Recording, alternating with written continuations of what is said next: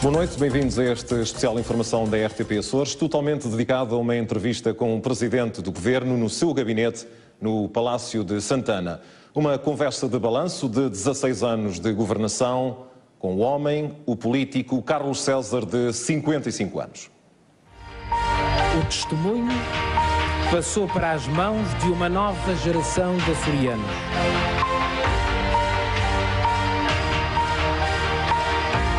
Tem o dever de reparar os inconvenientes causados por todas estas ocorrências.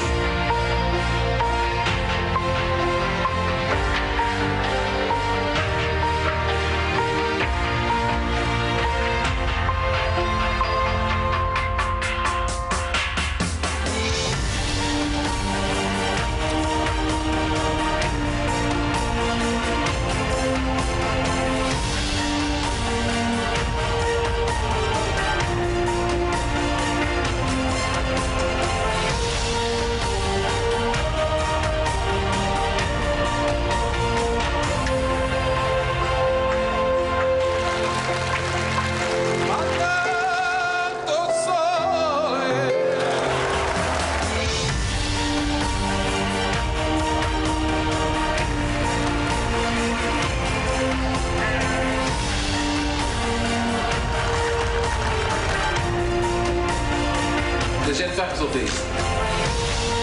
A grande força que nos deu a vitória foi saber trabalhar, trabalhar, trabalhar.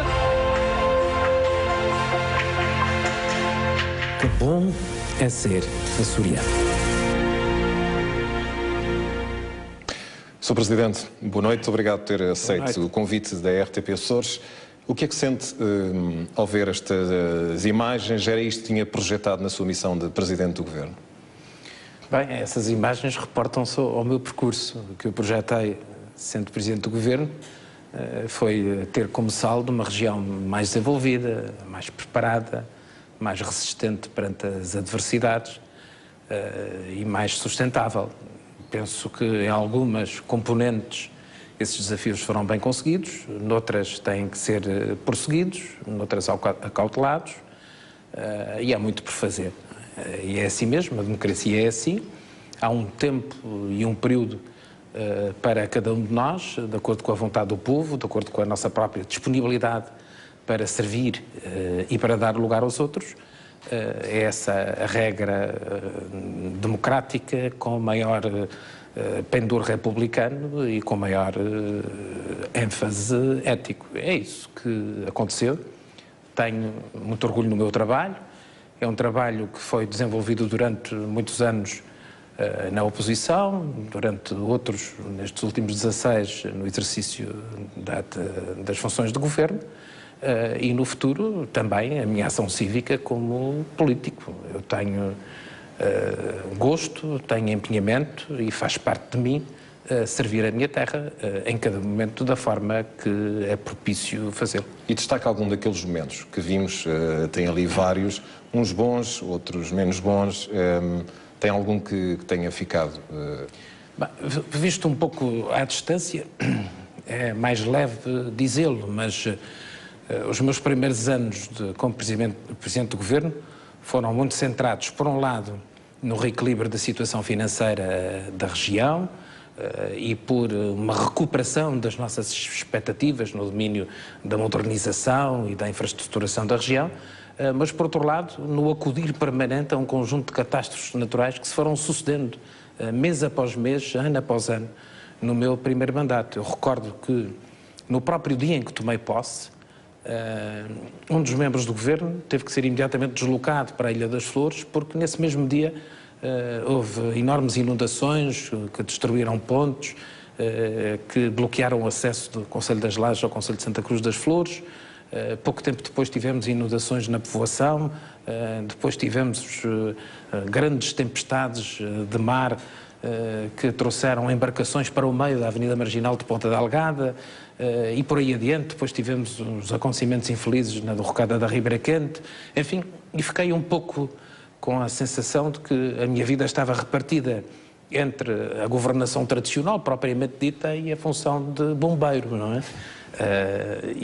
Foi um desafio permanente. Lembro-me e isso ainda acontece, infelizmente, por vezes, mas junto à minha porta está sempre o saco da Proteção Civil, porque essa é a expectativa permanente de uma região que tem estas dificuldades e que tem estes riscos. Por isso, os Açores são também uma terra de uma paisagem profunda, forte, insinuante, onde se conjuga exatamente o risco e a profunda beleza que emana das nossas ilhas. Confirma esta história no sismo do Faial, que estava numa reunião com o governo e faz um sismo e ficou sozinho a redigir um documento enquanto os restantes membros foram-se proteger. Isso é verdade, mas eu não quero que seja simbólico. Felizmente eu sempre tive colaboradores e membros do governo corajosos e que se empenharam continuamente em batalhas muito difíceis. Mas talvez como eu estivesse com a esferográfica na mão, a verdade é que já não havia ninguém ao redor. Depois foi uma réplica muito forte, era, suponho que 4 da manhã, nós já estávamos muito cansados e muito massacrados de tudo aquilo, e estava justamente a redigir o comunicado que daria uma conferência de imprensa poucas horas depois a anunciar a formação do centro que ia dirigir e coordenar as tarefas de reconstrução. E aconteceu isso e eles disciplinadamente fizeram aquilo que os serviços de proteção civil aconselhavam. Eu é que fui o indisciplinado. E continua a escrever? Sim, aliás eu tenho esse papel algures arquivado aqui no Centro de Documentação da Presidência e tem esse momento registado até. Deixa a região como, ou vai deixar como idealizou a crise, veio baralhar um pouco os seus objetivos? Eu penso que nós temos que fazer, digamos, 2 avaliações. Uma avaliação estrutural, projetada na evolução e no tempo, e outra que é a conjuntura específica que vivemos. Os Açores, tal como muitas outras regiões, por este mundo fora, e em especial no contexto europeu, modernizaram-se, ganharam outro fôlego, outra sustentação, mas hoje vivem problemas que são circunstanciais, advenientes de uma crise financeira internacional, que teve as sequelas que hoje vivemos no plano económico e no plano social. E, portanto, nós vivemos um momento difícil de financiamento das economias, de expectativas do ponto de vista de emprego, em particular do desemprego para os jovens, e, portanto, há aqui uma crise que tem uma componente conjuntural muito forte, que tem uma influência externa muito significativa e que não pode ser confundida com um percurso e com um todo. De um ponto de vista do percurso, eu penso que estes 16 anos marcaram um período de extraordinária modernização dos Açores. Eu sinto isso quando falo particularmente com pessoas que vêm esporadicamente aos Açores, por exemplo, os nossos imigrantes, quando cá vêm, e que notam essa diferença. Muitas das pessoas que vêm agora aos Açores, em determinadas ilhas, nem sabem que estrada onde tomar, ou a que serviço ou edifício têm que ir. Portanto, há uma diferença muito grande dos Açores que nós temos hoje, felizmente, no plano social, no plano económico, no plano cultural, no plano educacional. Nós temos uma geração melhor preparada, um capital humano mais robusto, mas temos circunstâncias que trouxeram atrás deste progresso alguns inconvenientes. Nós somos contemporâneos deste período de globalização económica. Os Açores eram, quando eu entrei para o governo, uma economia muito fechada e muito circunscrita ao mercado interno, mesmo assim com o mercado interno muito frágil. Hoje nós somos uma região conectada com as economias europeias e em particular com a nossa economia de referência do continente, e o que se passa no continente acaba por ter sempre repercussões naquilo que acontece depois nos Açores. Nós temos alguma blindagem em função das competências próprias dos órgãos de governo, no plano económico, no plano social, mas é evidente que se um mercado externo emissor de turistas atravessa uma crise do ponto de vista social, do ponto de vista do rendimento das famílias, evidentemente estes turistas não vêm. Não vindo, afetam a economia regional. Se no Norte da África ou em outros países produtores de petróleo se observam perturbações importantes com consequências no preço do petróleo, pois nós temos aqui combustíveis mais caros e isso também onera a nossa economia. Se são tomadas medidas de austeridade no plano nacional, pois elas também se refletem nas nossas famílias. Portanto, há aqui uma interação, os Açores abriram-se para o bem, para a modernidade, para a interculturalidade, mas também sofreram, evidentemente, as consequências que são sempre simultaneamente negativas dos fenómenos de globalização. Houve apostas claras deste governo, com a sua liderança, que foi a criação de emprego, turismo, transportes. Isto são tudo áreas que neste momento estão a ser afetadas. Causa-lhe alguma perturbação, digamos, até diria, até alguma insatisfação de não conseguir deixar linhas que foram apostas da sua liderança? Era muito mais... alguma frustração, diria muito mesmo. mais simpático do ponto de vista, digamos, da autoestima, sair num momento de grande expansão económica, internacional, europeia, dos Açores. Evidentemente, esta situação atual é uma situação marcada por um ambiente que, do ponto de vista externo, é extraordinariamente recessivo e que há uma falta de capitalização na economia em geral, até no setor financeiro, não é? E, portanto, isso reflete-se naturalmente nos Açores. É uma época de contrariedades para a governação e uma época que exige, ao mesmo tempo, experiência e inovação. Mas a verdade é que, mesmo assim, mesmo tendo em consideração este momento difícil, eu quando entrei para os Açores havia 89 mil açorianos empregados. Agora nós temos cerca de 105 mil açorianos empregados. Quer dizer, há mais gente no mercado de trabalho. Apesar do desemprego ter crescido, nós somos a segunda região do país com a taxa mais baixa de desemprego e, de acordo com o Instituto de Emprego e Formação Profissional, também diminuímos o desemprego nos últimos 2 meses a contraciclo do que acontece no plano nacional. Portanto, há aspectos ainda assim positivos neste contexto da dificuldade. Agora, é evidente que nós sabemos que há um problema de capitalização na nossa economia, há um problema das empresas terem bloqueado o seu acesso a fundos provenientes da banca, isso está a afetar gravemente a economia regional, e nem as capacidades que foram conservadas e acauteladas do ponto de vista orçamental, do ponto de vista do orçamento público da região, serão capazes de indefinidamente substituir essa capitalização que deve estar a cargo do setor financeiro e que deve ser reproduzida pelo setor privado.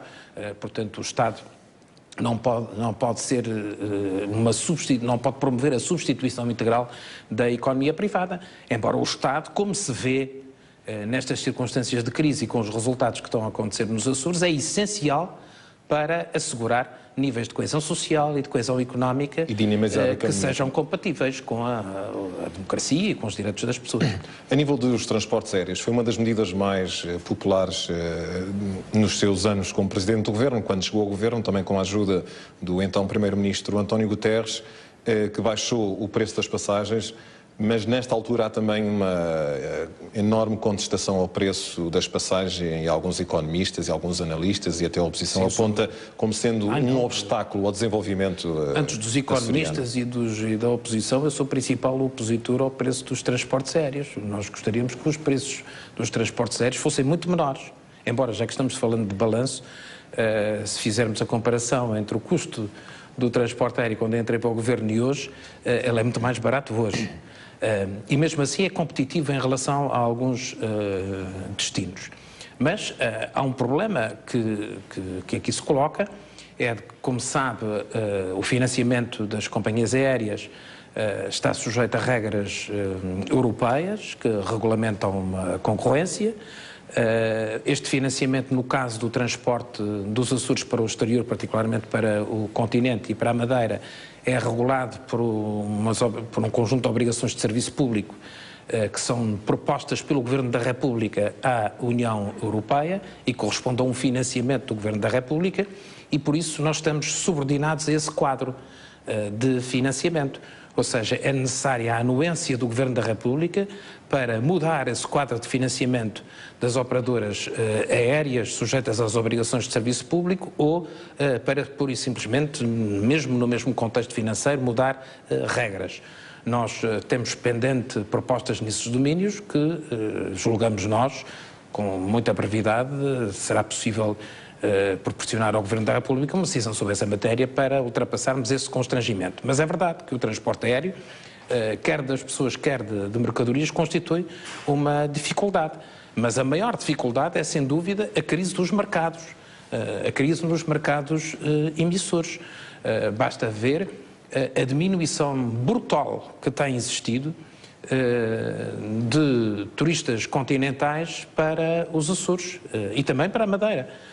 Justamente por causa das medidas de austeridade que foram adotadas no plano nacional e isso evidentemente tem consequências no rendimento das famílias. E uma família responsável começa por cortar nas férias antes de cortar em outros bens essenciais. Teria alterado algumas linhas orientadoras destes 16 anos no seu governo? Se pudesse agora voltar atrás ao nível da concepção da economia, da questão social, até da questão política, teria eventualmente retocado alguns pontos? Naturalmente que sim. Aliás, tive sempre essa preocupação ao longo da minha atividade como Presidente do Governo. Já foram muitos os diplomas estruturantes e as leis estruturantes que eu próprio revoguei, que mudei por outras, e já foram tomadas muitas medidas de sinal inverso a outras anteriormente tomadas. É assim, ou seja, nós devemos... Há sempre uma regra boa, nós devemos mudar antes que nos mudem.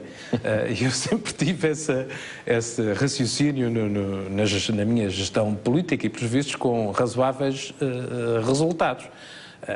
Mas não há dúvida que é importante. Eu hoje olho para os Açores, revejo alguns investimentos que realizamos, uns são mais prioritários, outros menos. Agora que temos maior escassez de recursos financeiros, se voltasse a ter que os fazer, já não fazia uns e faria outros. Portanto, isso é normal. Está a falar de algumas obras emblemáticas que o Governo considera, não, por exemplo, as Portas do Mar, a situação em Rabo de Peixe, as SCUT, teria repensado ou essas são intocáveis? Não, eu penso que, por exemplo, o Rabo de Peixe era um case study. Todos os doutorados que se prezam na área da Sociologia mandam alunos ou vão até Rabo de Peixe.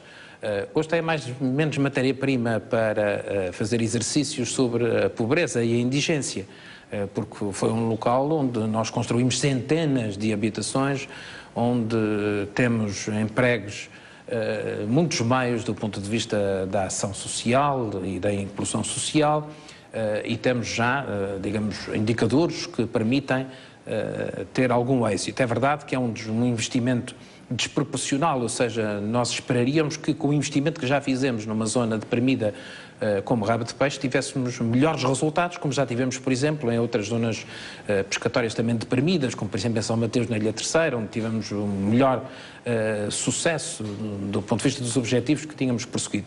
Mas em relação aos investimentos estruturantes, no sentido daqueles em que são mais visíveis nos Açores, como o empreendimento das Portas do Mar, como o projeto rodoviário de São Miguel das SCUTs, ou como a construção de hospitais. Bem, esses investimentos não só eram investimentos muito importantes do ponto de vista dos serviços que prestariam, como são investimentos essenciais do ponto de vista da referenciação dos Açores. O empreendimento das Portas do Mar é responsável hoje, em muito pouco tempo, por ter transformado os Açores num local, numa plataforma logística do turismo de cruzeiros. E, portanto, sem o qual antes os Açores não estavam referenciados como tal, iam exclusivamente para o Funchal, na travessia transatlântica. Portanto, houve aqui um investimento que foi necessário, que foi importante, que deu os seus frutos e que eu espero que seja, ao longo do tempo, progressivamente rentabilizado. Quando nós estamos muito perto do investimento, temos uma relação muito forte com aquilo que ele custou. Mais tarde temos uma relação mais forte com aquilo que ele representa do ponto de vista dos resultados que nos transmite. Algumas críticas podem eventualmente surgir nesta questão, que o Governo Regional fez investimento do ponto de vista de infraestruturas mas que poderá eventualmente não ter pensado numa economia reprodutiva.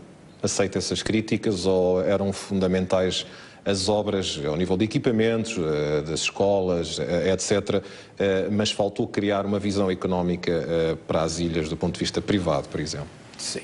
Repare, isso é um clássico, é uma observação que se pode fazer em qualquer país ou em qualquer lugar, mas vejamos, nós tínhamos um déficit, e temos ainda um déficit educacional, um déficit de qualificação do nosso capital humano. Quando entrei para o governo, tínhamos escolas completamente deterioradas, arruinadas, desadaptadas para as suas funções pedagógicas e para a sua função, que era a de ensinar e de acolher jovens e crianças e de constituir a sua segunda família e uma plataforma de valorização das pessoas. Foi preciso fazer escolas, fizemos-las. Estamos até na fase final do plano de construções escolares por todos os Açores, desde o Corvo até Santa Maria. Chegamos ao governo numa situação em que tinha acabado de ser construído o Hospital de Ponta Delgada, ainda não estava equipado e muito menos ainda pago estava, mas era uma boa obra, uma obra essencial que importava valorizar. Tivemos que investir muito nessa área para garantir um sistema de saúde com o mínimo de sustentabilidade e, da mesma forma, qualificar as estruturas hospitalares de Angra do Heroísmo, na Terceira e do Faial, num sistema de saúde público que está assente em 3 unidades hospitalares e em unidades de saúde de ilha, que foram necessárias serem requalificadas, para o qual foi necessário adquirir equipamento compatível com a prestação de cuidados mínimos de saúde em ilhas, ou seja, numa circunstância em que as evacuações são sempre difíceis para as ilhas, para as unidades hospitalares. Isso responde às críticas que às vezes fazem sobre os gastos da Isso quer dizer que são centenas de milhões. Eu estou a falar de centenas e centenas e centenas de milhões de euros. Nós temos uma rede viária também com características muito especiais, justamente por causa da descontinuidade. Depois, nós já requalificamos todos os aeroportos da região. Nós já reconstruímos, não é requalificamos, reconstruímos todos os portos da região durante estes 16 anos por causa das intempéries. Reconstruímos e ampliamos e requalificamos, é certo. Tudo isso são mais centenas e centenas de milhões. Evidentemente que nós aplicamos vultosíssimos recursos naquilo que são infraestruturas, como também dispensamos à nossa atividade económica muitas centenas de milhões de incentivos, complementando em fundos públicos os investimentos privados. Também montamos uma rede de escolas profissionais que hoje transformou profundamente a qualificação média dos trabalhadores nos Açores, dando maior reprodutividade, certamente, à nossa economia. Agora, é certo que nós temos a dimensão que temos, quer do ponto de vista populacional, quer do ponto de vista do território. Nós temos as desvantagens que temos, quer do ponto de vista da insularidade interna que nos retira competitividade e escala, quer do ponto de vista da nossa distância em relação a mercados de referência e para a nossa notoriedade externa. Portanto, temos que funcionar noutro padrão. Eu penso que há um trabalho ainda a fazer do ponto de vista de uma especialização inteligente da economia regional, digamos, de vocacionar a nossa produção para produtos de maior valor acrescentado, compatíveis com a nossa pequena escala, com a nossa pequena dimensão, com a nossa pequena quantidade, apostando naturalmente na qualidade e na inovação. Essa é, de resto, uma política e uma necessidade que está diagnosticada à escala mundial para as regiões. E é nesse contexto que nós nos devemos inserir. Agora, é certo que os Açores podiam ser autossuficientes, é verdade. Os Açores podem ser autossuficientes se condenarem a si próprios a um padrão de vida muito modesto e muito dificultado.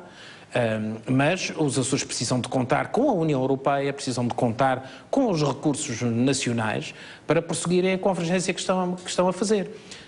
Repare, do ponto de vista económico, o nosso sucesso, como é que pode ser medido? Pode ser medido como todos os estudiosos de economia e a estatística nos dá notícia. É que Quando eu entrei para o governo, nós tínhamos uma situação, do ponto de vista do PIB nacional, irrisória. Hoje estamos a 94% da média nacional. Nestes últimos 15 anos, nós aproximamos 15 pontos percentuais da média do PIB per capita da União Europeia. Portanto, nós estamos a fazer o nosso caminho. Ou seja, um caminho de convergência, ou seja, nós estamos a ter sucesso. Poder-se-á dizer que podíamos ter ido mais depressa, é possível, mas também se pode dizer seguramente que podíamos ter ido mais devagar ou até podíamos ter ido para trás, como outras regiões foram. Sinto que é um homem satisfeito ao deixar a região como deixa. Minimamente, pelo menos, satisfeito. Se calhar, satisfeito na totalidade poderá ser uma utopia, mas orgulha-se do trabalho. Sabe, eu sou uma ouvi-lo da maneira que do seu a análise ao passado e a perspectiva. Sou uma pessoa inconformada e é isso que me permite querer sempre mais do ponto de vista dos objetivos e dos resultados. Agora, o que eu acho é que nós fizemos um bom percurso. O saldo destes 16 anos é um saldo positivo, mas importa que ele continue e importa que se reformule, que surjam novas ideias, que se experimentem novos caminhos. A vida tem que ser assim. Não podem ficar as pessoas agarradas ao exercício do poder e agarradas a soluções que, por serem suas, consideram intocáveis. Isso é um recado, um conselho para quem suceder. Sim, o que eu tenho dito, evidentemente, eu sou do Partido Socialista, sempre serei, sempre fui, e quero sempre é que o Partido Socialista ganhe, e portanto é natural que apoio o candidato que o Partido Socialista apresenta. Mas o que eu tenho dito, se é que eu posso dar conselhos, é que o que é importante não é ter um novo governo do PS, é ter um governo novo. E é esse o grande desafio que, nas circunstâncias, o Dr. Vasco Cordeiro tem. E é por aí que deve ser feito um novo caminho. Centrando um pouco no presente e nas notícias, tem-se falado nos últimos tempos muito, e nos últimos dias, aliás, muito sobre a autonomia e sobre até algumas ameaças que possam eventualmente pairar sobre a autonomia dos serviços do Estado na região autónoma dos Açores, da Universidade e no caso da RTP.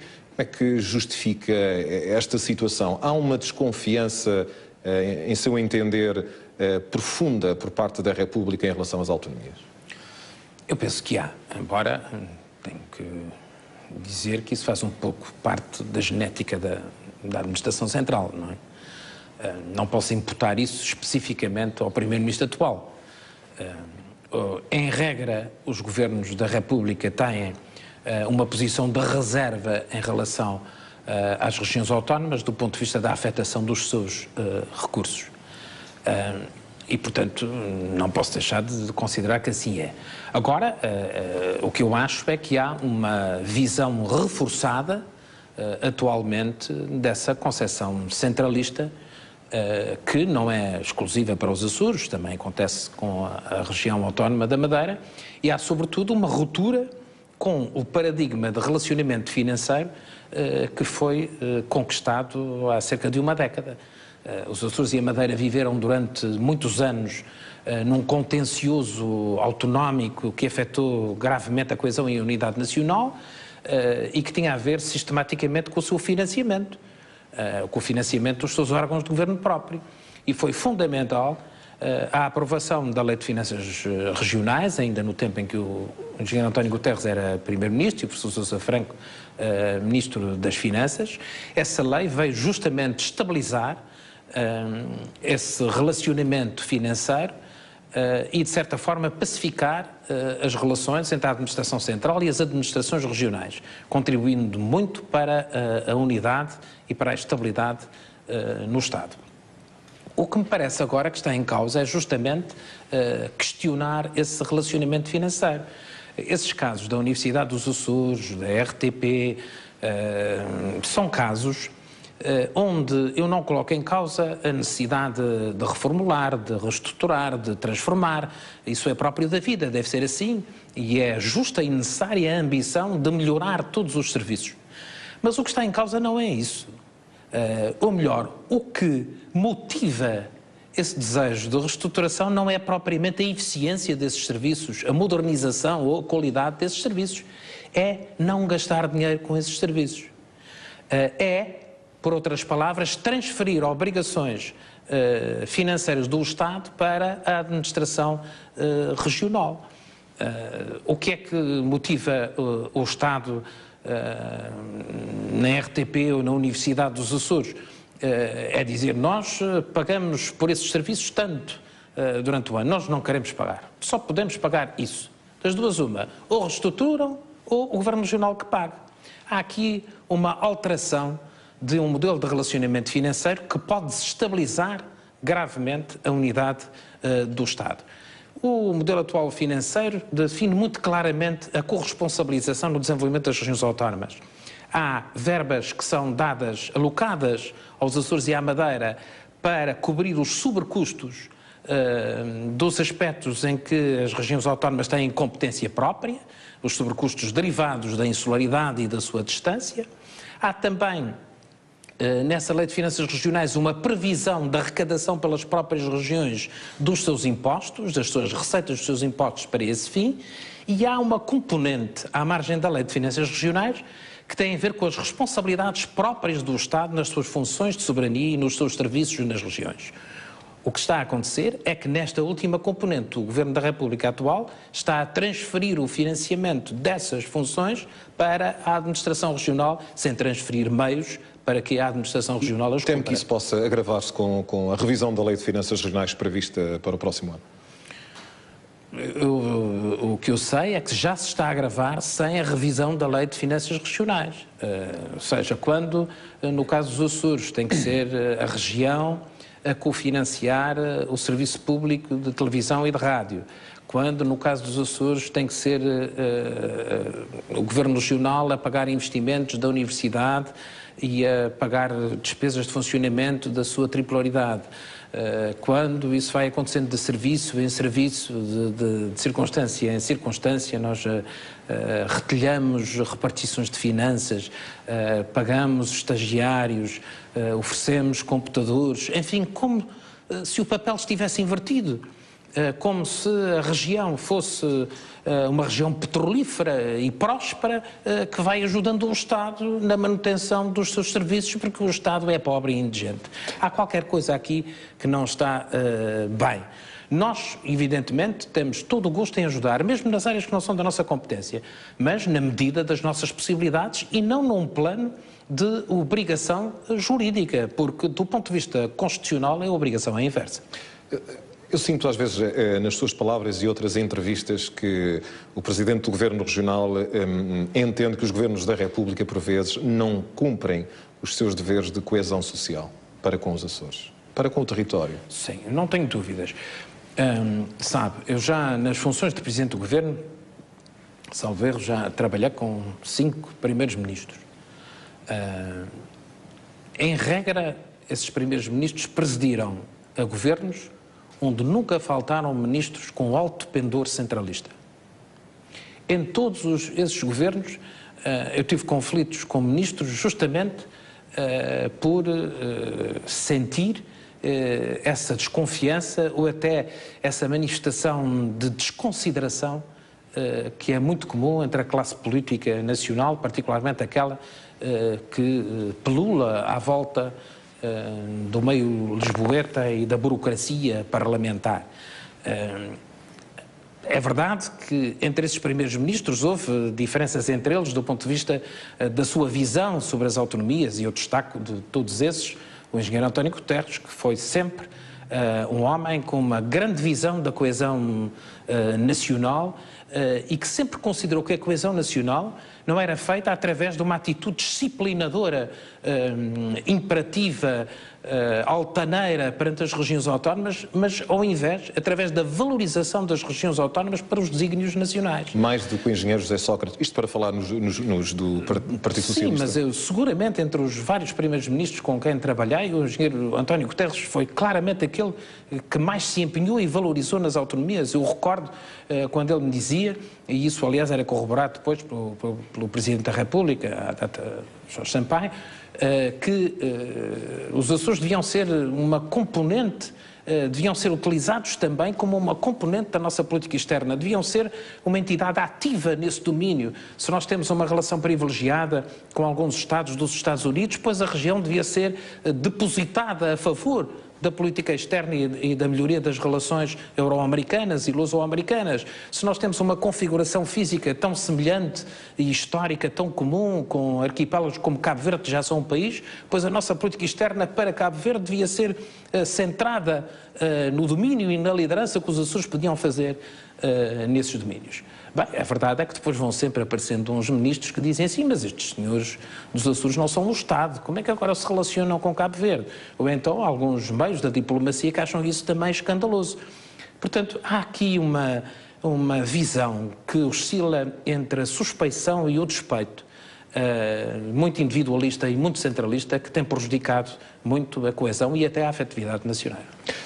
Vi uma foto sua, e falando ainda na autonomia, recentemente, com José de Almeida. Como é que vê o renascer da FLA, da Frente Libertadora dos Açores, que está a dar novamente um espaço? Isto poderá ser um sintoma do atual estado da autonomia ou da relação entre a autonomia e a República? Eu não sei se há um renascimento da FLA. Há um sintoma, como referi. Sim, eu penso é que os autonomistas em geral sentem necessidade, autonomistas da FLA e autonomistas que não são da FLA. Sim. Eu sou um autonomista que não sou da FLA. Sentem necessidade de afirmar mais imperativamente e de defender mais ativamente os Açores neste contexto. É evidente. Porque uma coisa é nós compreendermos como compreendemos que o país está em dificuldades, que todos nós devemos partilhar um pouco o que temos para que estes problemas sejam resolvidos de forma solidária, de forma fraterna. Outra coisa é perceber que há uma absoluta insensibilidade na maior parte dos ministérios em relação às regiões autónomas e que até acham que essa é uma despesa secundária. Se eles têm problemas, eles que se arranjem. Nós vamos aqui resolver o problema primeiro entre nós. Eles não têm outra hipótese senão ficar acobertados no país, seja por que pareça for.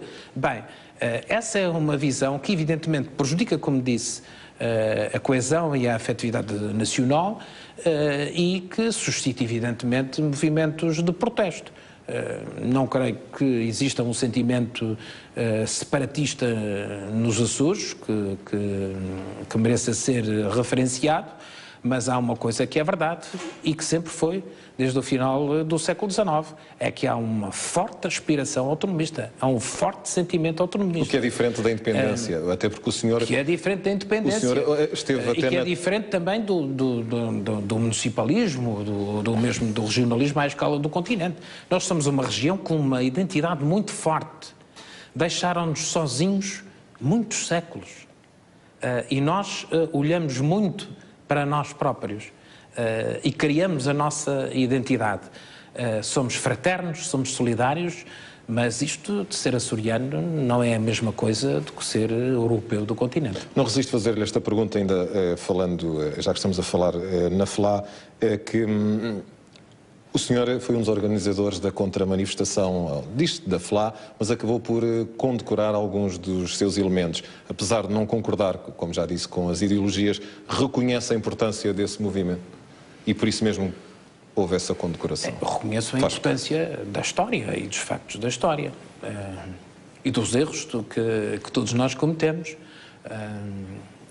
Eles não devem estar arrependidos de ter feito o que fizeram como membros da Frente de Libertação dos Açores, nem eu arrependido do que fiz contra a Frente de Libertação dos Açores ou contra outros partidos políticos, visto que eu sempre tive digamos, uma identidade partidária e uma opção política muito claras.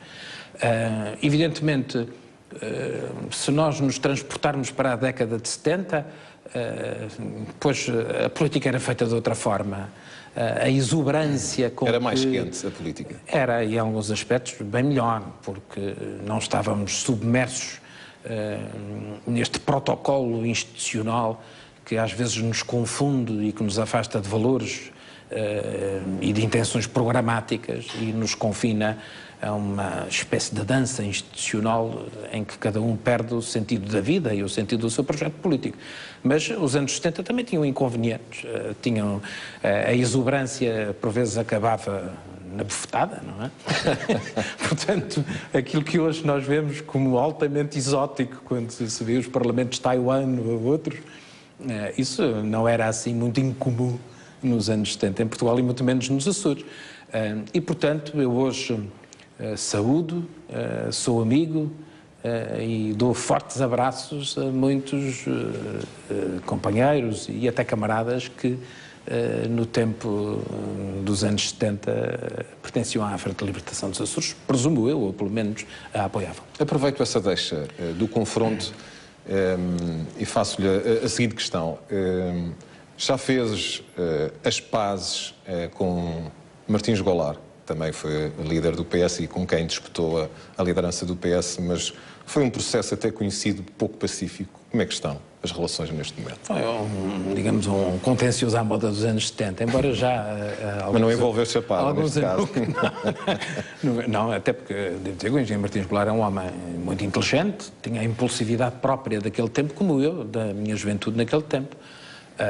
Mas eu acho que nós devemos respeitar sempre as pessoas inteligentes e empenhadas e com projeto, como era o caso dele, com o qual conservo a maior cordialidade, não há nenhuma razão que nos distancie.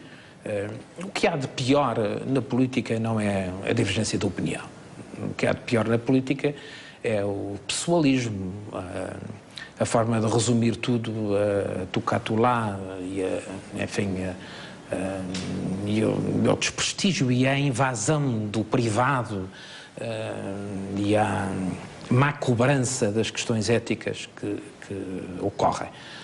Agora, um bom combate, uma boa polémica, um bom debate, com uma palavra ou outra incontida, isso só faz bem.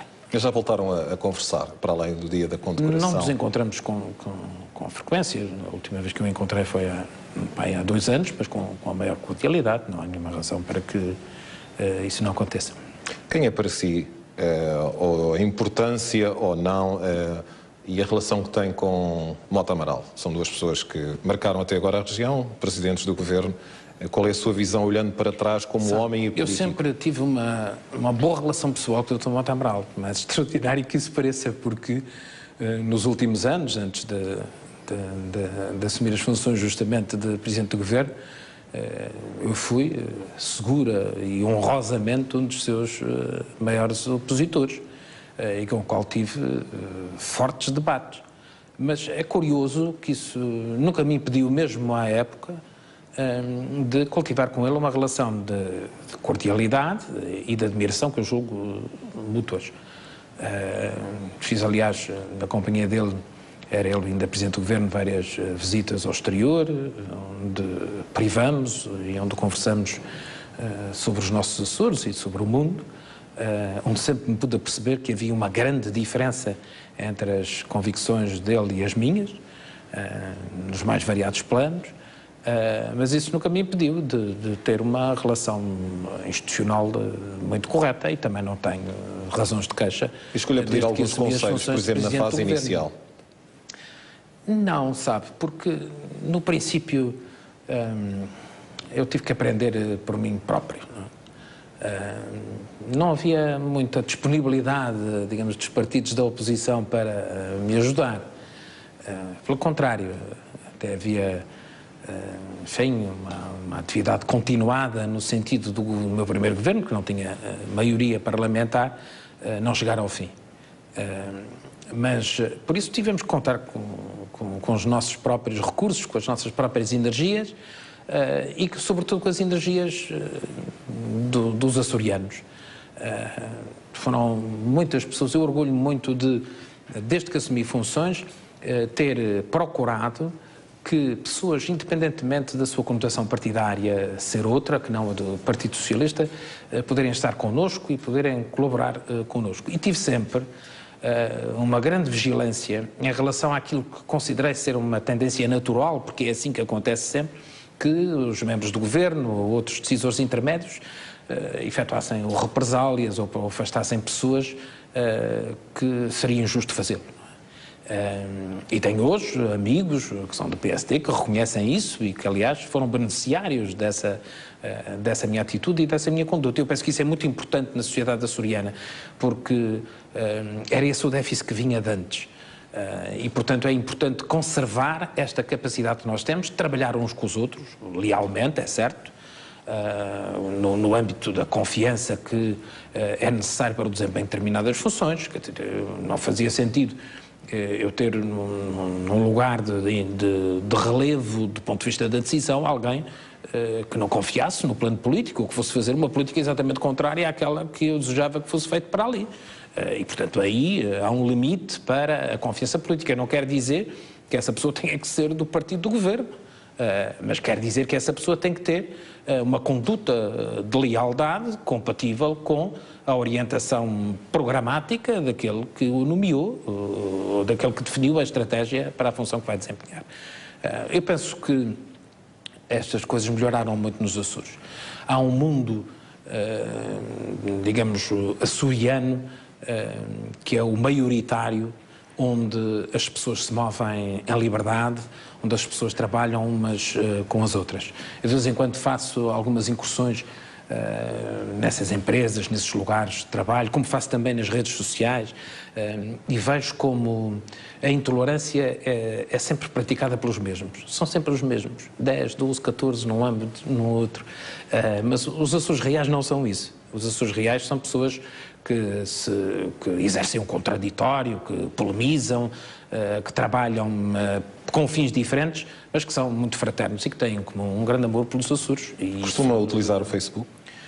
Faço algumas incursões e tenho, evidentemente, pessoas que as fazem por mim. E, portanto, acompanho o que é importante. Agora, infelizmente, essas redes, pela sua pseudo-privacidade, estão muitas vezes eivadas do pior que a privacidade, por vezes, enfim, encobre.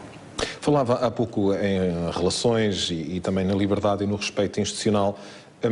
A sociedade às vezes tem esta imagem que nunca houve a melhor relação entre Carlos César e Berta Cabral, um presidente do governo, outra presidente da Câmara de Ponta Delgada. Entendo que essas críticas ou essa análise? Do ponto de vista institucional, eu tenho as relações com o Presidente da Câmara de Ponta Delgada que tenho com os outros Presidentes de Câmaras. Do ponto de vista da amizade pessoal, pois não somos contemporâneos, a doutora Berta Cabral é mais velha do que eu, não é da minha geração, portanto eu tenho outros amigos, podia tê-la como amigo, mas não fomos contemporâneos em nenhuma situação e, portanto, não a tenho como inimiga, pelo menos não sou, seguramente como adversária, e é alguém cujo perfil eu não gostaria de ter como Presidente do Governo, mas isso faz parte também da minha condição partidária. Eu até acho, se eu fosse social-democrata, ou melhor, se eu fosse do PSD, porque social-democrata sou um pouco, teria escolhido outro. Mas esse não é um problema que me diga respeito. Sr. Presidente, voltava a escrever a norma da limitação de mandatos. A sensação que muitos açorianos ficaram é que o senhor sai por respeito à norma que, como referiu, é que escreveu, fez questão de anunciar isso, mas que eventualmente teria disponibilidade ou vontade de continuar ou fazer mais um mandato ou concorrer, tendo em conta até a atual situação económica. Não, repare, eu não faço sacrifício nenhum sendo Presidente do Governo. Nunca fiz. Por isso mesmo, se calhar, se não fosse a norma, teria continuado. Exato, gosto imenso do exercício das minhas funções, candidatei-me a elas. Há sempre umas pessoas que dizem que estão na atividade política, um enorme sacrifício, perco aqui tanto da minha vida, perco dinheiro. Eu não perco nada, ganho tudo. Ganhei tudo ao longo da minha vida, sendo político, batalhando pela minha terra, batalhando pelas minhas ideias e exercendo as funções de Presidente do Governo. A minha saída não é um problema de gostar ou não gostar de exercer o cargo. É um problema que coloquei e que teve, felizmente, boa resolução no Estatuto Político-Administrativo da região, que é uma ética própria do exercício dos cargos. As pessoas devem revelar a mesma disponibilidade que revelam para exercê-los, a mesma disponibilidade para dar a outros o seu lugar. É isso que faz parte, é isso que integra a democracia, é isso que integra a ética republicana, é isso que eu invoquei quando disse, por um lado, que devia existir uma limitação de mandatos consagrada na lei positiva, no Estatuto Político-Administrativo, e por outro lado, foi isso também que eu invoquei quando passei à prática, ou seja, quando apliquei a mim mesmo essa legislação, honrando o meu compromisso e a palavra dada. Mas sentia vontade de fazer mais um mandato, nesta altura? Não, eu sinto que... Porque relativamente ao passado, já disse algumas vezes que não era candidato, mas depois justificou dizendo que as circunstâncias mudaram e que levou a repensar a sua decisão, e isso é legítimo, das pessoas repensarem as suas atitudes e opiniões. Eu perguntava se neste momento, apesar de ter dito que não fazia mais nenhum mandato, e disse-o em entrevistas, lembro-me do Diário Notícias ou à Rádio Renascença Público, a sensação que passa muitas vezes é que Carlos César estaria disposto para mais um combate. Não, essa é uma sensação que muitas pessoas têm, que me é agradável, evidentemente, de que gostariam que eu continuasse. Mas não, a minha convicção é que o que eu faço é aquilo que eu devo fazer. Não é positiva a eternização no poder de determinadas pessoas.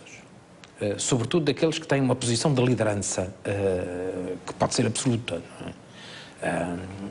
É necessário que as lideranças sejam renovadas para que depois também as bases, as chefias intermédias o sejam, para que desse renovo haja também uma demolição de processos mais viciosos que acompanham sempre a atividade política e depois a decisão administrativa. Isso é fundamental fazer-se, não é? Quer as pessoas gostem, quer não. Não se pode estar no poder tantos anos como eu estive, quer dizer, muito menos, mais do que aqueles anos que eu já estive. Ou entendo que 16 anos já são demais. Sim, acho que sim. Sr. Presidente, já disse que não vai deixar a política, disse-o quando fez esse anúncio, exatamente não era candidato. Eu perguntava-lhe, vai concorrer nas próximas eleições como deputado? O meu futuro é o que é menos importante na nossa região. Mas pode não ser para os jornalistas, por exemplo. Pois, mas nesse caso os jornalistas vão ter que se subordinar àquilo que eu acho que é importante para a região. E o meu futuro não é importante para a região. A região é que é importante para o meu futuro. E, portanto... Mas sempre disse que gostava de continuar a ajudar os Açores, que ia andar por aí. Claro, mas acho que sim, não é? E a política está no seu ADN, como já referiu. Exatamente, sou um ser político, acompanho a vida da minha região, quero ter opinião, quero ter oportunidade de a dar, quero ter oportunidade de influenciar, portanto, quero ter oportunidade de ser um assobiante de corpo inteiro. E de prosseguir esta minha ajuda, que eu entendo como positivo. Mas admite essa possibilidade, pelo menos? Não equaciono qualquer posição institucional que me diga respeito. A minha posição é uma posição, digamos, de princípio, que é de cumprir com a obrigação cívica, de cumprir com a obrigação de qualquer cidadão que é participar na sua região. Como Presidente da Assembleia Regional, por exemplo, como alguns camaradas seus do PS já o disseram. Nunca ouvi tal coisa, mas não, isso naturalmente que não está em causa. A minha ambição é servir sempre a minha terra, e tanto se serve a minha terra, a nossa terra numa função menor ou em função institucional nenhuma, como nas de Presidente do Governo. O que importa é participar, influir, ter opinião e fazer parte do impulso cívico que vitaliza as instituições e as regiões. Mas mais tarde, eventualmente, vai decidir se poderá ou não participar no próximo ato eleitoral. Isso é coisa de outra entrevista. Sr. Presidente, o PS não fez congresso, mantém-se como líder. Essa foi uma opção estratégica, pessoal, ou sentiu que o PS ainda estava um pouco refém de Carlos César? Que ainda era cedo para passar a pasta, digamos assim? Foi uma posição que o partido entendeu como mais adequada. O candidato à presidência do governo, de acordo com os estatutos do Partido Socialista, não é escolhido em congresso, é escolhido justamente na Comissão Regional, que é o órgão máximo entre congressos. E foi aí justamente que o Dr. Vasco Cordeiro foi escolhido, já tinha sido proposto em voto secreto por unanimidade do Secretariado Regional, e na Comissão Regional, que é um organismo com cerca de 70 membros, também foi por voto secreto, por unanimidade. Eu nem tive essa sorte, sabe? Portanto, veja lá o Dr. Vasco Cordeiro, a unanimidade que suscitou. E, por outro lado, entender, por considerarem, e eu agradeço, um dirigente, digamos, histórico do Partido Socialista, que a minha presença como presidente do PS, que é, neste momento, uma função quase honorária, não é? Porque o líder, de facto, é aquele que conduz o Partido Socialista nesse desafio eleitoral, é aquele que determina o programa e as principais linhas de orientação projetadas no próximo desafio eleitoral, é o Dr. Vasco Cordeiro. Portanto, a minha função, uma função, digamos, referencial, institucional, e uma forma que o partido entendeu que devia estar presente neste projeto que nós lançamos agora nestas eleições. Isso não poderá ser visto também como uma tática política para não desfragmentar o partido depois de uma liderança forte, que acontece historicamente. Quando um líder forte sai, até numa equipa de futebol, isso pode acontecer num partido, e Carlos César poderá ter tido esse cuidado. Vou manter mais algum tempo até o próximo combate eleitoral. Do Partido Socialista não corresponde a uma tática da minha parte. Nós somos uma equipa, é verdade. O Dr. Vasco Cordeiro surge com o meu apoio, com o meu impulso, e tê-lo-á sempre. Como aconteceu, por exemplo, comparam muito com a eleição no Brasil, aliás, onde Lula se manteve como presidente justamente do PT, só depois é que isso foi transferido para a nova líder. Mas eu não vejo nenhum inconveniente nisso. Não sei porque é que os nossos adversários andam a ficar incomodados com isso, ou enciumados com isso. O que é que nós estamos todos unidos? E, para eu também fazer parte dessa proposta, só vejo vantagem em estarmos unidos, e da minha parte em ter uma disponibilidade muito grande para apoiar esta mudança que o PS promove. O Dr. Vasco Cordeiro não está para ser um repetidor do governo, está para fazer um governo novo, para somar ao que de bom existe, ou que de bem feito foi feito, aquilo que deve ser de novo feito ou de forma diferente. Carlos César e António Costa, uma relação que já vem desde os tempos da faculdade, uma amizade, esse contributo para os Açores que falou e de estar ao lado da região mais poderá... da faculdade, eu conheci ainda, ele era estudante do Liceu Passos Manuel, salve. Mas depois fizeram um percurso até de amizade e também escolar. Eu perguntava-lhe, essa ajuda que diz e de poder contribuir para os Açores poderá passar também pelo PS Nacional com António Costa, que já disse que era o seu candidato quando houve as eleições do PS. Apesar de respeitar António José Seguro, era António Costa o nome que entendia. Sim, eu sou um militante do Partido Socialista, vai fazer 38 anos, não é? E, portanto, digamos, nessa matéria é um pouco tarde para mudar, embora nunca possa dizer que não mude, porque eu sou, em primeiro lugar, socialista e depois, por causa disso, do Partido Socialista. Se o Partido Socialista deixar de ser, pois eu deixo de ser do Partido Socialista. Mas eu não prevejo que isso possa acontecer. O que eu acho é que, na situação em que vivemos no país, o PS alcançou a sua estabilidade, alcançou um posicionamento num corredor muito estreito e difícil que está entre o facto de ser um partido subscritor do memorando da Troika e um partido que diverge no plano político do atual governo, está a fazer um caminho que me parece, digamos, passe a imagem pleonástica, um caminho seguro. E, portanto, se o PS está a fazer esse caminho, é deixá-lo fazer e apoiá-lo nesse percurso. O Dr. António Costa é evidentemente um ativo extraordinariamente importante do Partido Socialista, alguém que, apesar de jovem, carrega também a história do Partido Socialista consigo e pode fazer uma importante mobilização de vários setores da sociedade portuguesa em torno do Partido Socialista, mas o PS tem a sua liderança definida tem o seu projeto que vai sendo aclarado e cujos contornos vão sendo progressivamente solidificados, e é nesse caminho que nós nos devemos reter.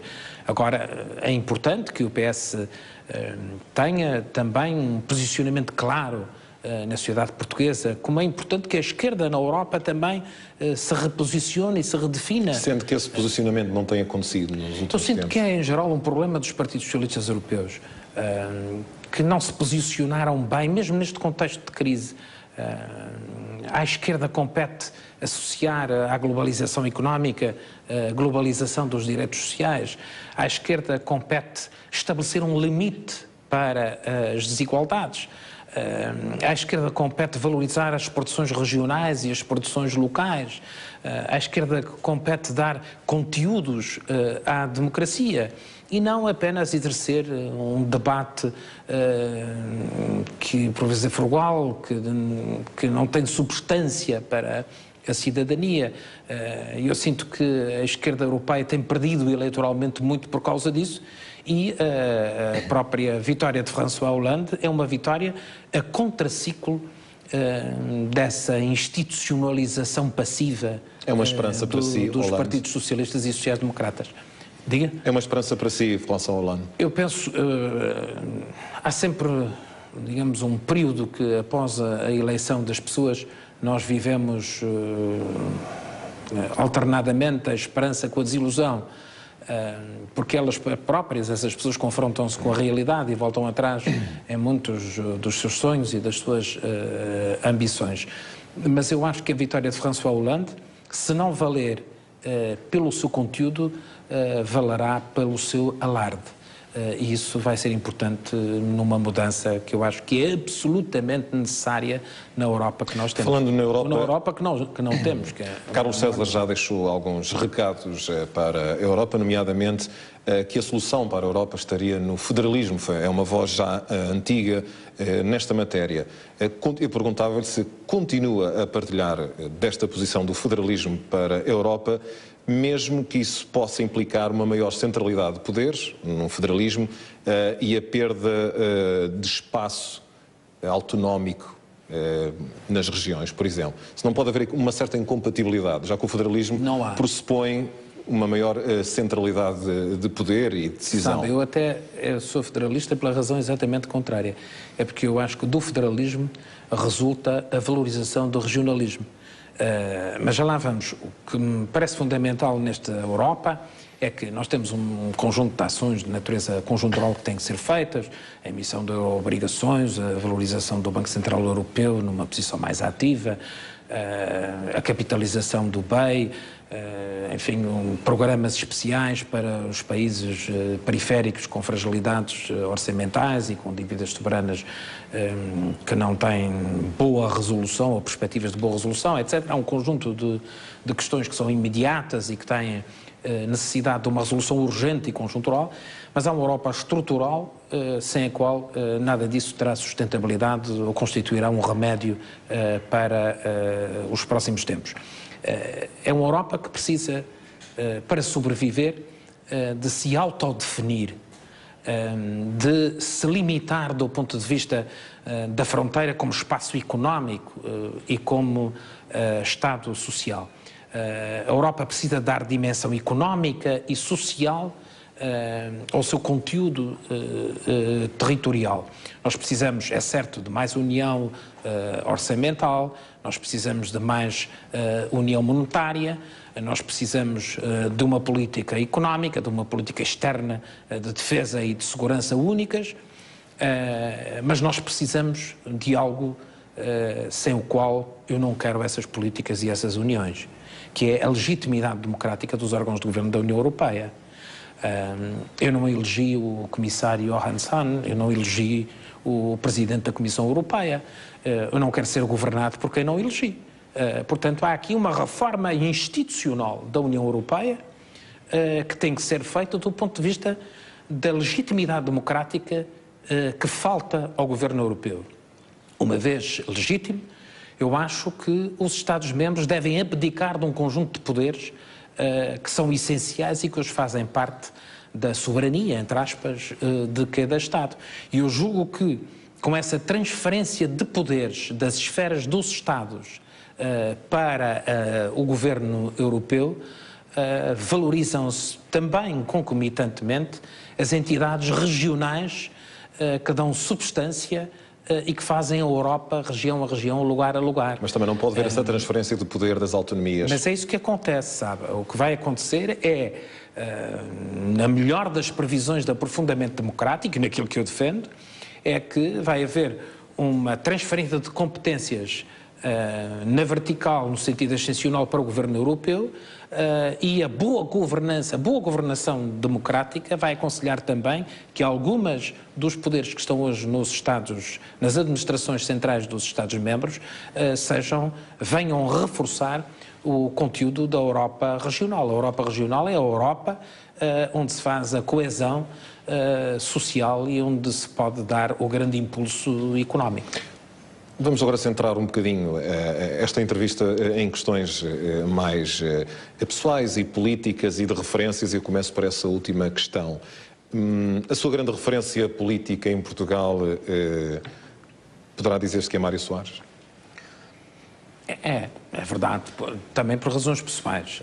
Eu creio que as pessoas com a minha formação política e partidária têm sempre, inevitavelmente, a Mário Soares a sua grande figura de referência.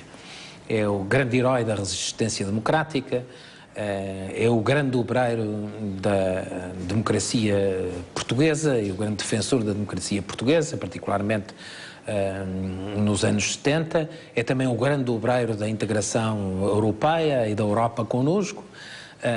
Portanto, esteve naquilo que de mais essencial foi acontecendo no período em que teve funções de governo ou no âmbito da presidência da República. E, portanto, é orgulho para as pessoas que têm a minha formação ideológica e partidária. Tive também, por circunstâncias pessoais, razões para reforçar no plano afetivo essa minha ligação. A minha mulher trabalhou com o Dr. Mário Soares, somos também amigos de família, portanto temos todas as razões para gostarmos mais uns dos outros e, em particular, eu gostar mais do Dr. Mário Soares. Mas também já tive divergências grandes com o Dr. Mário Soares. Como por exemplo? Ao longo dos anos, olha, por exemplo, há uma circunstância muito engraçada que envolve o Dr. Roberto Amaral, que foi secretário regional das Finanças, numa altura em que eu apoiei o general Lianes para a presidência da República, e o Dr. Mário Soares, como se sabe, era contra a eleição do general Ramalho Lianes. Ele ficou muito zangado comigo. E depois, nas eleições regionais que houve a seguir, o Dr. Roberto Amaral, que tinha sido mandatário do general Lianes, foi indicado por mim para liderar a lista por São Miguel do Partido Socialista. E aceitou. E o Dr.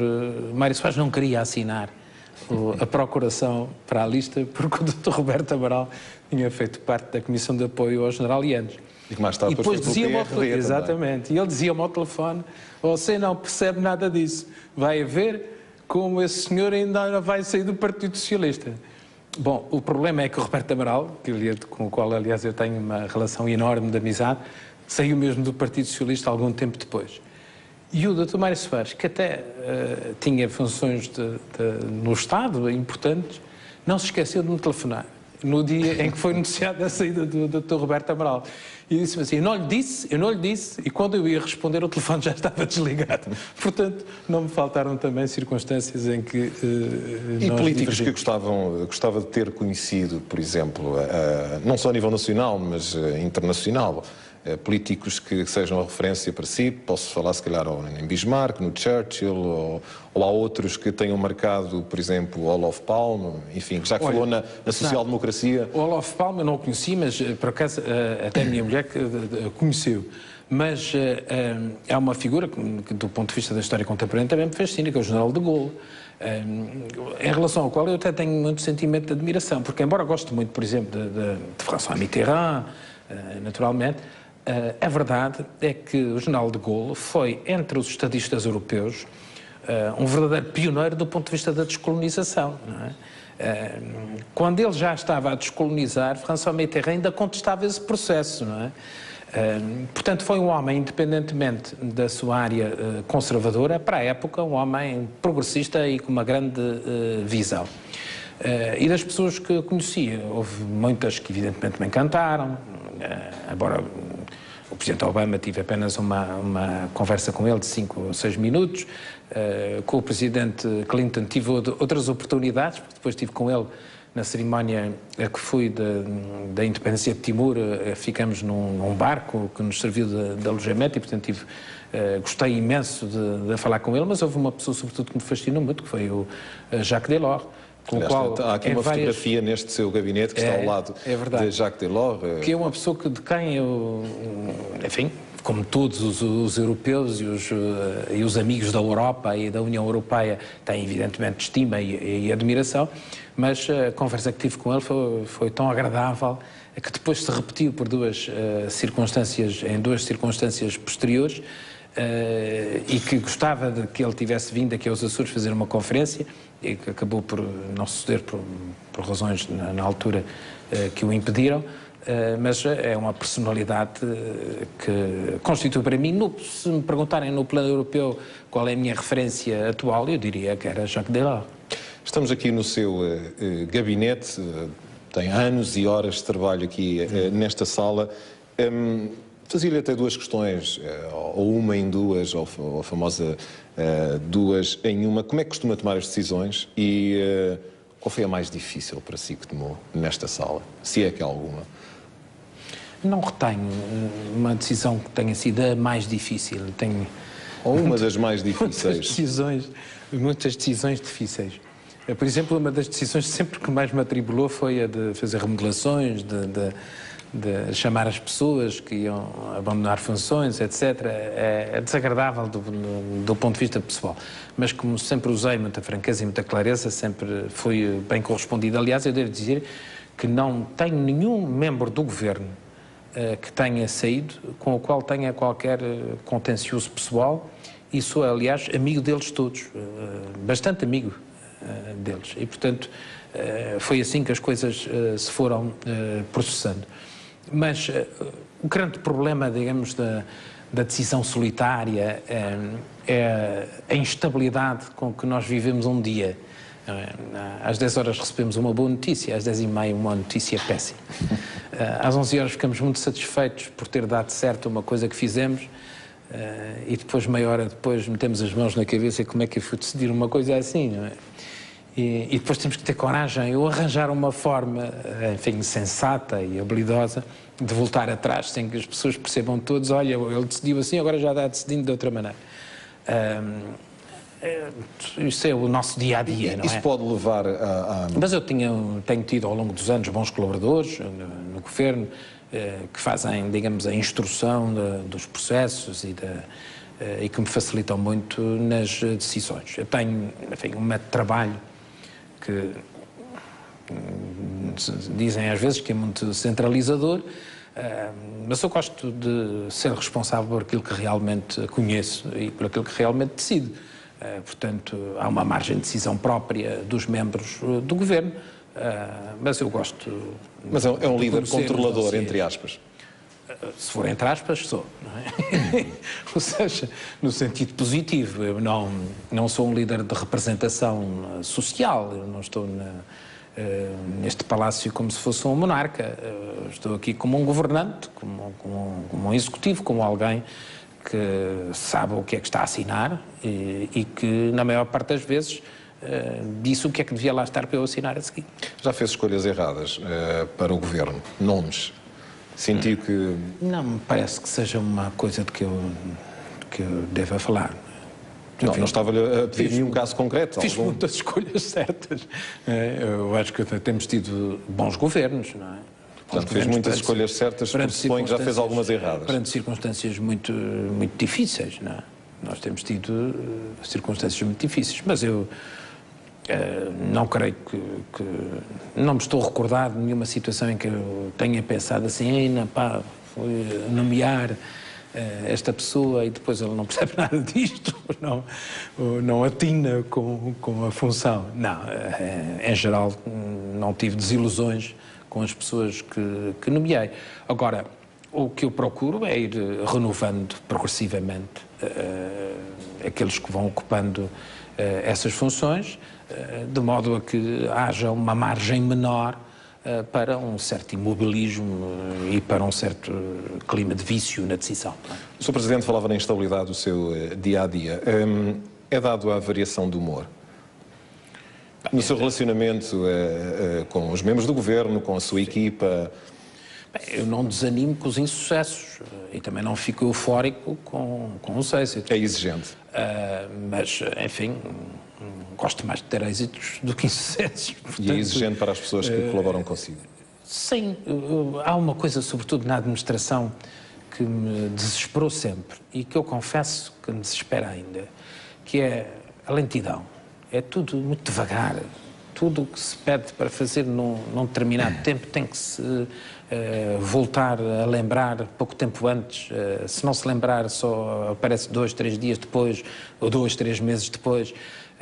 A lentidão em geral da administração e dos decisores é quase uma espécie de vício indissociável da função. E isso, para dizer a verdade, não só me desespera, que me irrita um bocadinho. O papel da família nestes 16 anos, não só do seu filho, mas também da sua esposa, a doutora Luísa César, obviamente que roubou algum tempo a esta família, mas também Sim.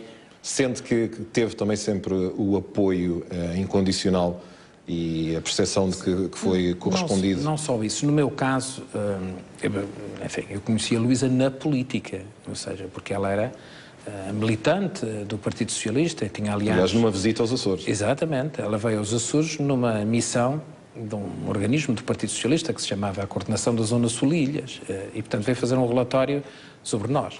Portanto, e foi a minha capacidade de persuasão na altura que não só a convenceu a fazer um bom relatório, a ficar com um bom marido. Portanto, a verdade é que nós conhecemos-nos na política e o tempo que eu dedico à política não é roubado a ela, porque ela faz parte deste projeto, é também, digamos, é a minha principal assessora, em bom rigor, não é? Porque não é uma pessoa que seja estranha à atividade política e ao sentido estratégico. Aconselha-se muitas vezes com a doutora Luísa César? Sim, em permanência, não é? Porque vivemos juntos, partilhamos muito tempo, não é? E, portanto, falamos muito do trabalho que eu tenho, do meu trabalho diário e daquilo que vai acontecendo. E como é habitual nessas funções, ela tem também, enfim, uma função muito moderadora, que eu às vezes também preciso, porque eu também sou impulsivo, também me zango, mas felizmente, não é? Porque há pessoas que ficam sempre assim, eu zango-me, e isso não me deve ser desqualificador, não é? Mas é bom que haja sempre alguém que nos traga mais equilíbrio, e isso, no meu caso, acontece. Depois, o meu filho, enfim, nasceu connosco, nasceu num ambiente político, ainda não tinha feito um mês de idade, já foi connosco para um congresso, lembro-me ainda, em Troia, e, portanto, foi crescendo com a atividade política e é um meio natural onde ele também trabalha e inova e, portanto, também é mais um interlocutor que eu tenho. Sendo que ele herdou, neste caso estamos a falar de Francisco César, que herdou as características do pai. Eu penso que ele é melhor do que eu porque é de uma geração melhor do que a minha. Esta geração atual tem competências diferentes, é certo, mas tem competências que são mais essenciais aos desafios da contemporaneidade e do futuro.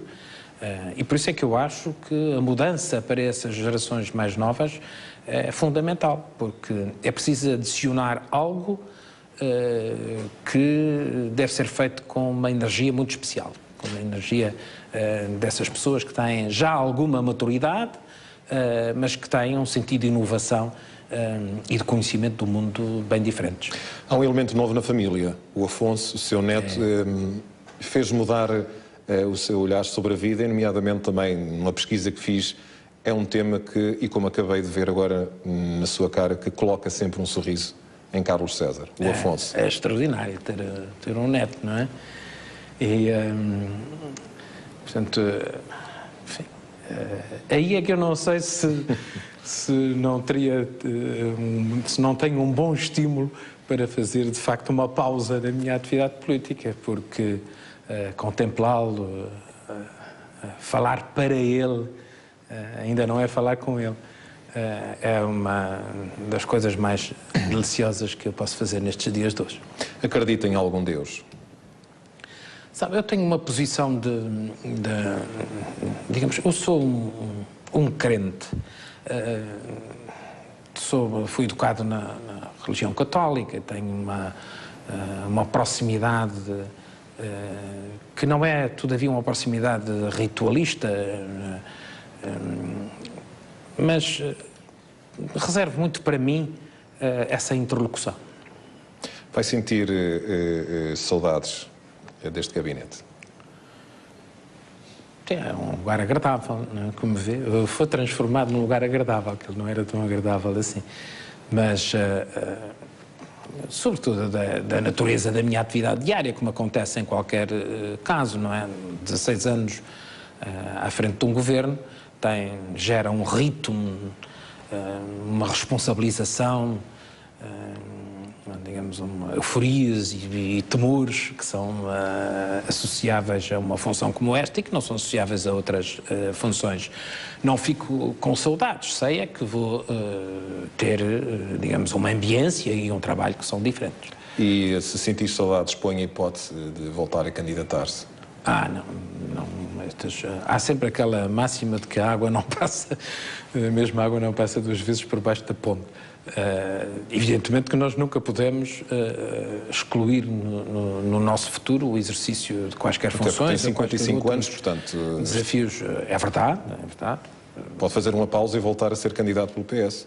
Sim, mas eu acho que o PS está muito bem entregue e com grande futuro. Livros. O que é que o Sr. Presidente gosta de ler para terminarmos também? Olha, eu gosto de ler. Aliás, o que é que tem lido nestes 16 anos? Tem que estar sempre a ler, não é? Tem que estar sempre a ler. Mas, infelizmente, estas atividades requerem mais atenção a estudos, a pareceres, a notícias breves, do que à leitura profunda e descansada que eu acabo só por reservar para aquilo que considero serem as minhas férias e que têm sido sempre muito pequenas. Mas eu sou digamos, um leitor por vocação, ou seja, quando nós não estamos a fazer mais nada, só nos resta ler. Não é? É esse o sentimento que eu tenho perante o livro. Tenho uma biblioteca com muitos milhares de volumes, muitos milhares deles por ler. Portanto, tenho muito que fazer também. Mas algum ramo, por exemplo, que goste mais? O ensaio, por exemplo, a literatura? Sabe, eu leio... os vários livros sobre a esquerda que têm saído, por exemplo? Sim, exatamente. Eu leio sobre a ciência política, digamos, temáticas de inovação, história, ensaios, vários, biografias. De facto, tenho pouco tempo, não tenho tido possibilidades de reservar tempo de leitura para a ficção e para o romance.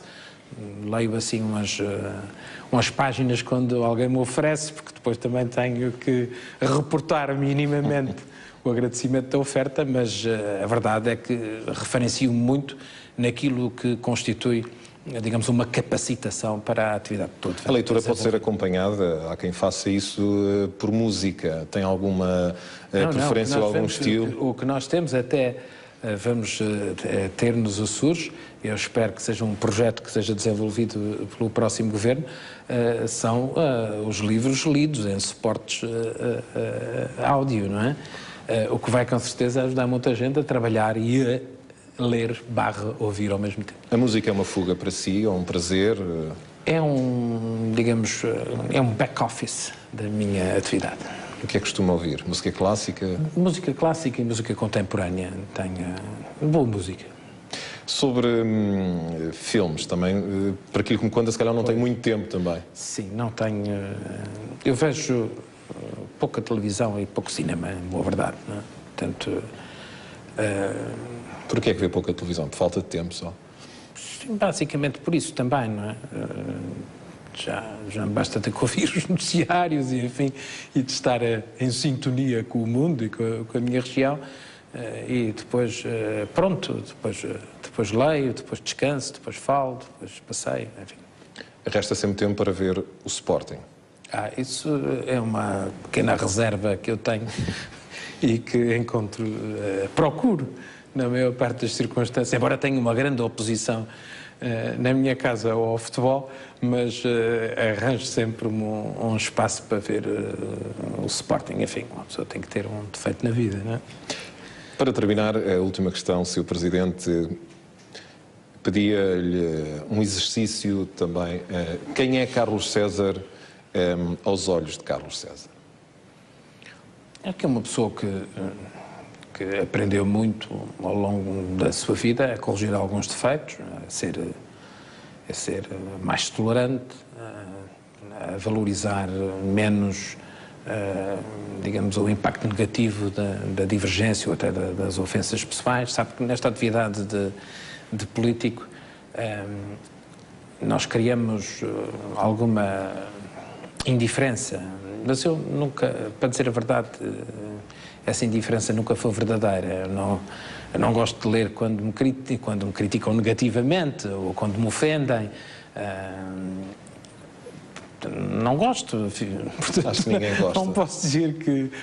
não, acho que toleram melhor, mas se calhar ninguém gosta. Não é verdade, eu não gosto. Não é? Mas fui educando, digamos, a minha resistência a essas situações, não desenvolvendo, digamos, incompatibilidades pessoais por causa disso. Não é? Há pessoas que já me disseram coisas que não deviam ter dito, mas eu não tenho com elas nenhuma relação negativa por causa disso. Ou seja, nunca recusou cumprimentar alguém? Que passa. É possível que já o tenha feito, não tenha de memória se o fiz, mas isso seguramente não é uma regra no meu comportamento. Não é? Sente, então, orgulho nestes 16 anos a terminar? Educar-me para a tolerância, para a aprendizagem, para a curiosidade, para o conhecimento, para a serenidade, para a capacidade de ser fraterno e de ajudar, foi que a política me trouxe e também que influiu no meu caráter pessoal. Tornou mais tolerante. Que sou também combativo, não é? A política também exige isso. Não estou aqui para ver passar e também não gosto de perder, não é? Portanto, mas eu sou um bocado uma pessoa normal, não é? Sr. Presidente, foi um prazer esta conversa de balanço aqui no seu gabinete, para no Palácio de Santana. Porque é também uma instituição que faz esta junção e que pode alimentar esta fraternidade insular. E a coesão entre as ilhas. É verdade. Muito obrigado. Quanto a si, foi um prazer contar consigo desse lado, neste espaço, aqui no gabinete do Presidente do Governo, no Palácio de Santana, uma espécie de balanço de 16 anos de poder de Carlos César. Boa noite